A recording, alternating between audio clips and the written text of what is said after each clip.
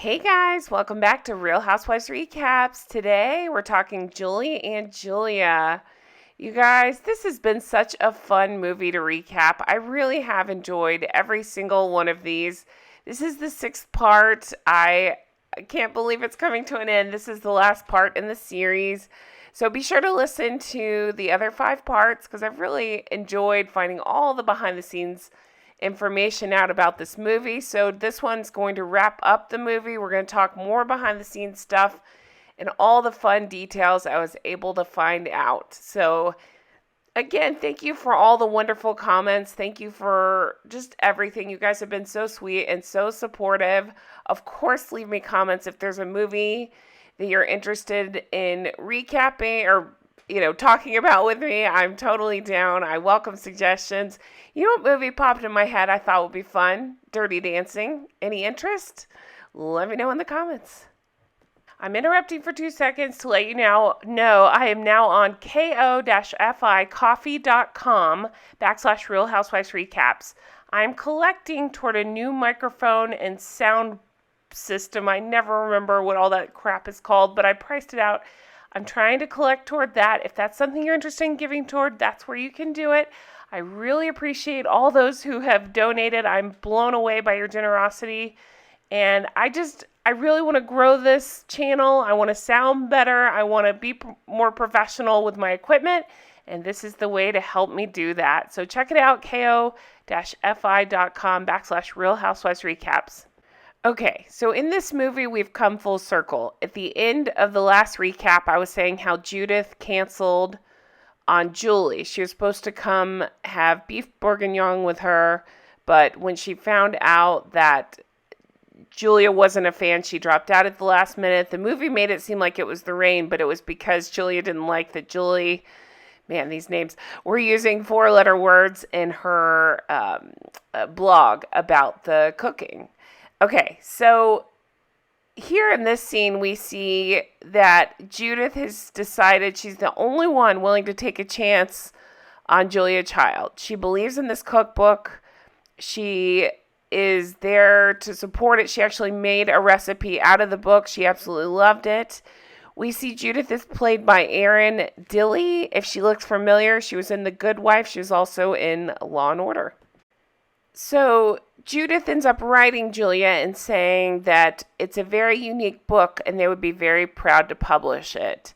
Julia, of course, is beyond herself excited, and she finds out she's going to have a $1,500 advance. That's huge. Before, they were only offered about $250. So this was a huge deal, and Julia couldn't have been more excited about having it published. They believed that her book would do for cooking in America what the Joy of Cooking did for the world, basically. So we get to see a scene of Judith and Julia meeting, all these J names, in Judith's office. They're playing around with names for the book when Judith stumbles upon Mastering the Art of French Cooking, which Julia loves. So I talked about it in the last episode, but it goes into it a little bit more here. This is the scene where Julie and Eric are discussing. Julie had just gotten the phone call where she figures out that Julia did not care for Julie. And it was said that she wasn't respectful and that Julia didn't think she was taking it seriously. She felt like it was more of a stunt.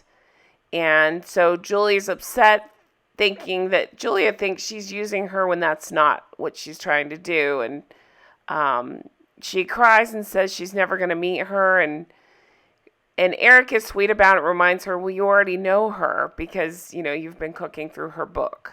So here's my only beef with the movie. It's a great movie and I love it, but it just kind of wraps up at the end with not much. It just kind of all ties up in a neat little bow, and I guess that's what you want. I don't know what else to expect, but I felt like it just kind of ends, right? So all of a sudden, Julie has one day to go on her project. She's put off boning a duck to the very end. She's telling herself over and over, don't be afraid. And she watches Julia do it, and then she feels the confidence so that she can do it. And she is able to do it. It just kind of shows how far she's come in her cooking. At first, I think the first thing she tackled was eggs, and now here she is boning this duck. And so this was a big deal. She wrapped it in pastry, she baked it, she ended up having all of her friends over, and they celebrate completing 365 days, 524 recipes. That's an incredible accomplishment when you think about that. They all eat, they rave over it, and she toasts to her husband Eric, and she couldn't have done it without him. It's over, the project has come to a close, and they're back where they started. And she thanks everyone and writes bon appetit. So while they're showing this, I'll tell you a little bit more interesting behind the scenes stuff about this movie. So do you know who Dave Annabelle is? He's the very good looking guy who's on Brothers and Sisters. He actually had a role in this movie. He played a friend of Julie's, but his scenes were completely cut out of the film. So this is the second film to star Meryl Streep and Amy Adams. In 2007, they shared the screen in the movie Doubt. Meryl Streep was nominated for an Oscar for both performances. So as her reward for completing her goal, she tells everybody in her blog that she and Eric are going to take a trip to the Smithsonian because the Smithsonian was showing Julia Child's kitchen. And so they end up showing this, that Julie and Eric actually did go. This was true. They went to the kitchen and she took a picture next to the Smithsonian kitchen. Now, in the movie, it shows butter being left for Julia.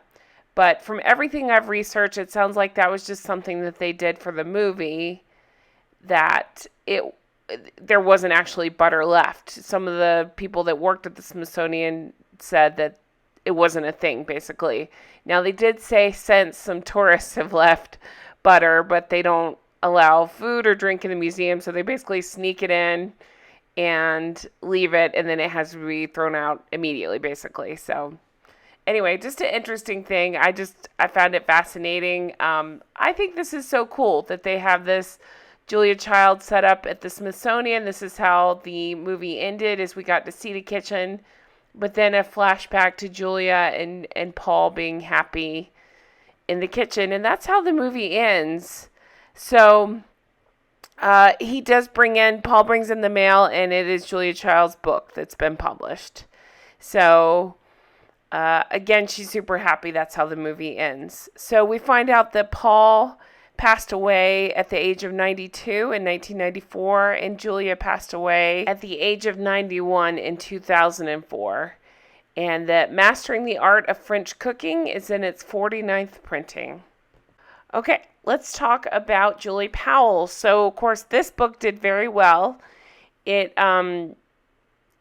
got a lot of great reviews on Amazon. Thousands of people have given it 4 stars. They seem to really enjoy the book. Okay, now, after this, she wrote another book. It was called Cleaving, a story of marriage, meat, and obsession.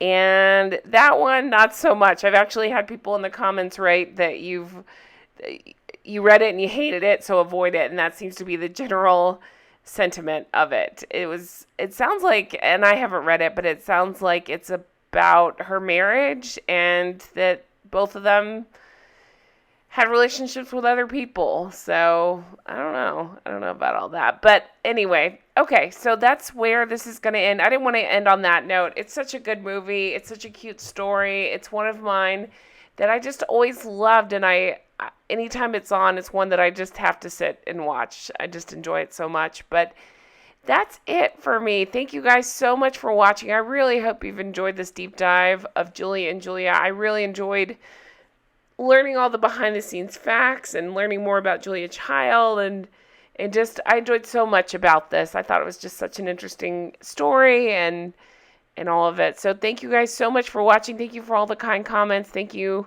for enjoying this along with me. It's just been a lot of fun. I hope you guys have the best day, and I will talk to you again soon. Take care. Bye-bye.